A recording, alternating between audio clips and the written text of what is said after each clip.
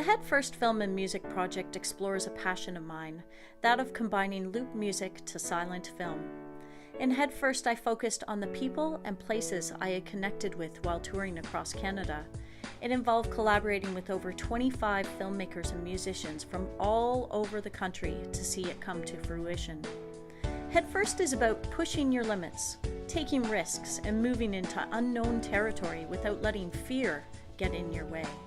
Much like this mountain I climbed in Canmore, Alberta at the beginning of my songwriting journey, it was by stepping into the unknown and facing my fear that I was able to experience this magical view and create this unique project.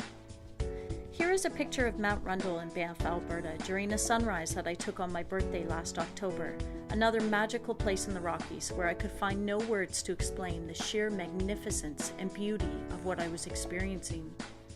There are so many places in Canada like this.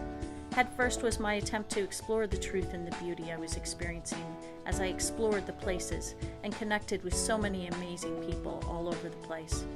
This is only a taste of what I am sure will be a lifelong journey of mine. It took 6 years to create Head First, which began while I was living on Vancouver Island in 2007.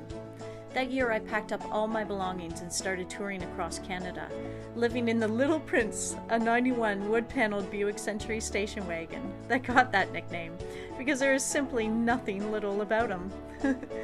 My travels took me across the country 3 times, from the Yukon to Newfoundland and everywhere in between. In 2009, I planned the last stop of my tour to take place in St. John's so that I could attend a good friend's wedding. When I reached town, I was so tired of living out of my car and just wanted to find a place to call home. A friend of mine found the perfect apartment for me on Victoria Street, and Victoria Street has been my home ever since. This is me proudly completing my first major shovel during my first winter here, a major feat which took me 4 hours to complete. Newfoundland is my home now, but I also love traveling and connecting with people all over the place through my music. I find that traveling reminds me how to be present. This love of living in the present moment took me to perform at the Dawson City International Short Film Festival, and while I was there, I was fortunate to experience the sublime nature of the Dempster Highway. I believe that every Canadian needs to experience this place for themselves at least once in their lifetime.